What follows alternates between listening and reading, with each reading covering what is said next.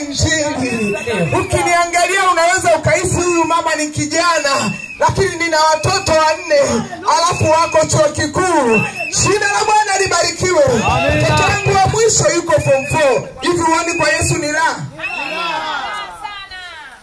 Kwa Yesu ni raha, hatukongoloke ovyo ovyo. Damu ya Yesu inatusafisha kila dakika. Tunazidi kuhuishwa katika jina la Yesu. Tunawasalimu katika jina la Yesu. Na jioni ya leo hatuna habari nyingine. Wakati sebene linakuja inawezekana ukajua ni habari za Simba na Yanga. Nataka nikwambie leo ni tofauti kidogo. Tumeleta habari za kamanda Yesu. Tumeleta habari za mwanaume mmoja ambaye yeye akiingia kwenye maisha yako anabadilishaga historia. Haleluya. Katika kitabu kile cha Wakolosai sura ya 10 haleluya, wa mwana wa pendo lake. Haleluya. Haleluya. Anasema naye alituhamisha. Wanadamu, msikiliza jioni ya leo. Unaweza ukajiuliza nilikuwa wapi mpaka nihamishwe? Unaweza ukajiuliza mbona mimi niko kawaida?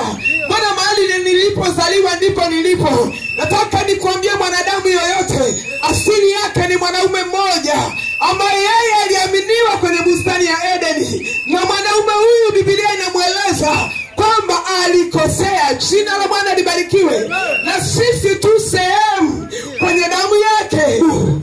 Alipoangalia kwamba mwanadamu anayo dhambi ya asili, katika Yohana 3:16 anasema kwa maana jinsi Mungu aliupenda ulimwengu hata akamtoa mwanawe wa pekee ili kila muamini asipotee bali awe na uzima wa milele. Haleluya. Baada ya Adam, baada ya mwanaume yote, baada ya mwanaume kukosea, dhambi ikaingia ulimwenguni. Na ndio maana unakuta hata mtoto mdogo unampa pipi saa hiyo unamwomba na anakukatalia. Kinachomsukuma ni dhambi ya asili. Lakini nataka nikuambia upendo wa Mungu haufanani na upendo wa mwanadamu. Inawezekana uko na mwanaume anakuita baby, anakuita my love, anakuita majina yote, lakini nataka jioni ya leo nikuelezea upendo wa Yesu. Maana huo wa mwanadamu huwa una kikomo.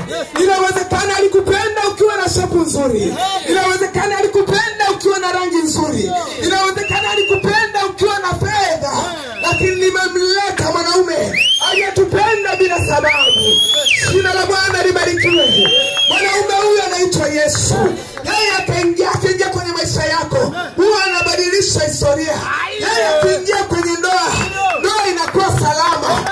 Yeye akiingia kwenye biashara zinaenda.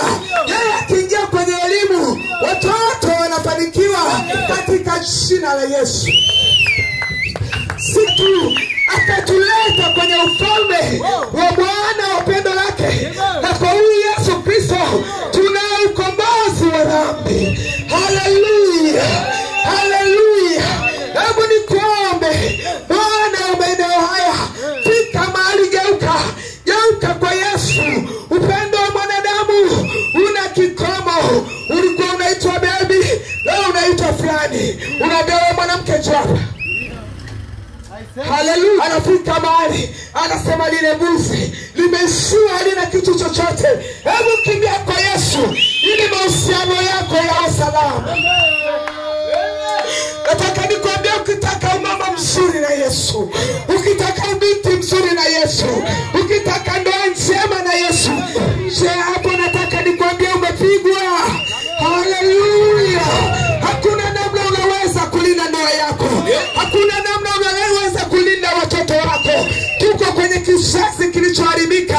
Na ndio maana komando Yesu alikuja, anasema akatuhamisha, akatuleta kwenye ufalme wa Bwana wa pendo lake. Na kwa yeye tunao ukombozi, yaani msamaha wa dhambi. Yaani msamaha wa dhambi. Na unaweza ukajiuliza maswali, ni kweli amekuja kunihamisha, ninawezaje kumpata huyu Yesu? Nataka nikuambie ni kitendo cha sekunde. Historia yako inabadilishwa.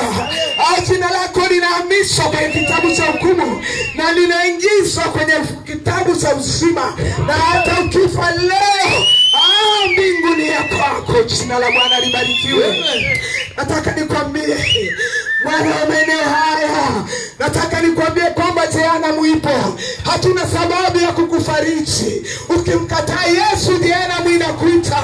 Ukimkataa Yesu utakufa kifo cha mwili na kifo cha roho. Haleluya. Lakini waliompata Yesu, hata tukiondoka hapa, tuna uhakika wa kupumzika. Tuna uhakika, na ndio maana watu wa Mungu wakifa wanasema wamelala. Ni kweli wamelala. Ni kweli tunalala.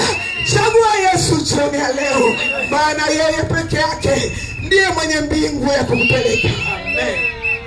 Acha kudanganya rafiki yangu. Acha kuambiwa kwamba utaswaliwa.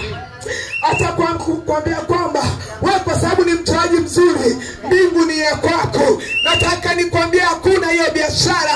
Hakuna kulala mahali pema peponi ambako ukupandaa. Pema peponi panaandaliwa ukiwa duniani. Pema peponi panaandaliwa na wako wanabiswa sera. Inasikitisha. Jioni ya leo njoo kwa Yesu. Njoo kwa Yesu. Hatuna maneno mengi, tumeleta habari ya mwanaume. Lakini Yesu ametuhamisha, na leo tunaitwa watumishi wake. Hata kwako inawezekana katika jina la Yesu. Amua jioni ya leo. Ninaomba